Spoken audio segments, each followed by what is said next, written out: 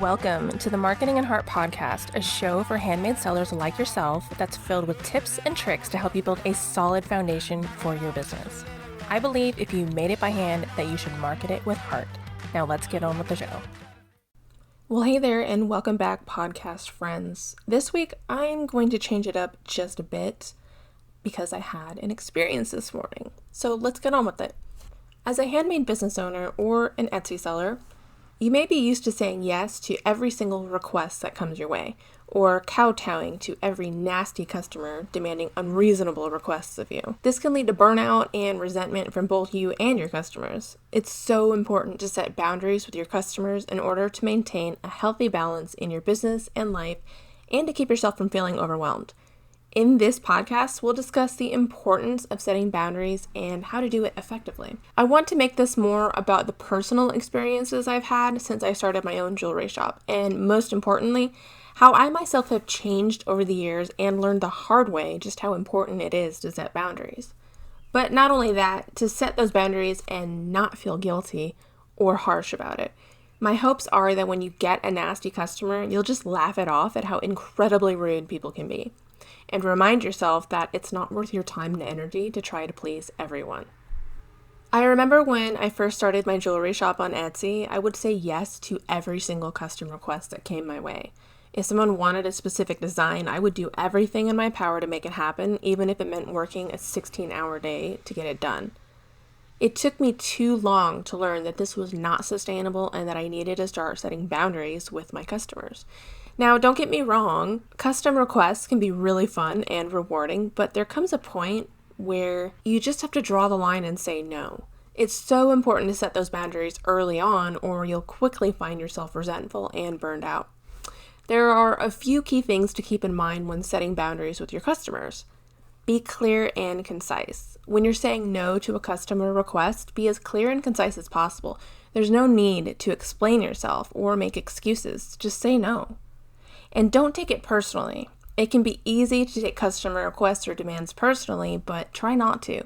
Remember that this is your business and you have the right to set boundaries as you see fit. And be polite. Even if a customer is being rude or demanding, always remain polite and professional. This will go a long way in diffusing the situation and maintaining a good relationship with your customer and keeping your good reputation. Handle every communication knowing that they can screenshot what you say and share it online. Do not give them ammo. It's okay to say no. This is probably the most important thing to remember. It's perfectly okay to say no to a customer request. In fact, it's necessary in order to maintain a healthy balance in your business and life. Now I want to talk about my very first problem customer. This goes back to about 2013-ish. I didn't have very many sales in my Etsy shop back then. In fact, I think I only made less than $700 that year.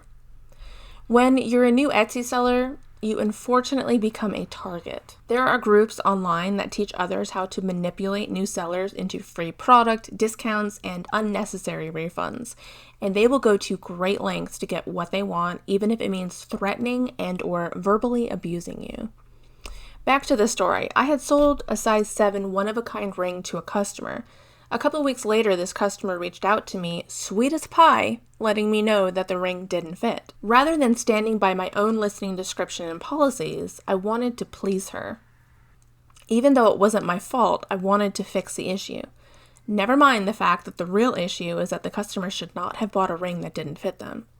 So I made her a brand new ring, free of charge. While I was making the ring, she was repeatedly sending me 5-paragraph essays about how crappy her life was. Now, it's not for me to judge whether or not any of that was true, but I quickly realized that something is wrong with her.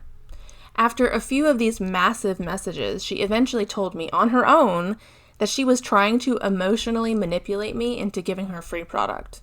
And like an idiot, I was shocked that someone would do that and then actually fess up to it. I never responded to that message, and I did not send her the replacement ring that she never deserved in the first place. A few weeks later, she messaged me asking where her ring was. So I put my big girl panties on and I told her I wasn't going to be sending her the ring because of what she said. I never heard from her again. And in the end, I not only lost the cost of materials, but I lost so much time and endured so much unnecessary stress. I wish I'd have known right from the start that the best course of action was to tell her to ship the damn ring back for a refund, and that would have been the end of it. But instead, I wanted to be a people pleaser, and all I wound up doing was hurting myself and learning that my goodwill was being abused. Over the years, though, I got better at standing up for myself, and I also learned that you need to set boundaries with everyone in your life, including your customers. People are going to take as much as they can get out of you and that you allow. So it's important to establish those boundaries right away.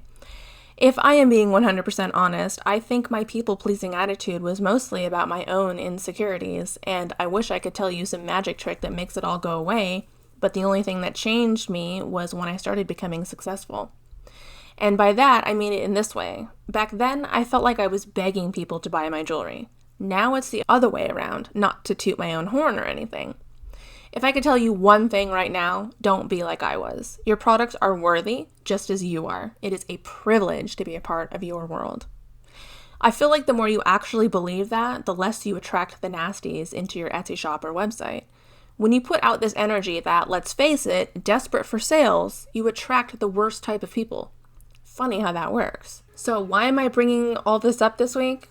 Because I got a nasty person this morning and it felt so good to respectfully and tastefully tell them off.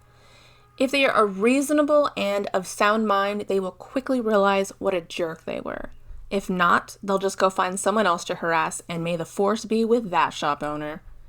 Look, over the years, I've had people tell me they were embarrassed to give my jewelry as a gift, been emotionally manipulated, called racial slurs, slandered, lied to, and just today I was told that, the customer speaking here, that she can repackage and label 1,000 plus orders per day with 3 kids being a single mom, and that I can do it too. Sorry, lady, I don't resell, and mind your own damn business, thank you. When I got that message, all I did was laugh at it. 10 years ago, I would have bent over backwards to accommodate this person, but not today. I hope you understand your worth and that you don't waste years of your life trying to help people who are only trying to take advantage of you. Because when you're a new Etsy seller, your sale count is a single factor that will attract these people like a moth to a flame. And that's the truth. The Wicked Griffin is not my only shop. I have another where I make jewelry supplies. I opened that shop in the summer of 2021, and shortly after, I naturally attracted one of these people who was trying to convince me that her charm arrived totally broken in half, and that she wasn't going to send me pictures to prove it, that I will see it when she ships it back.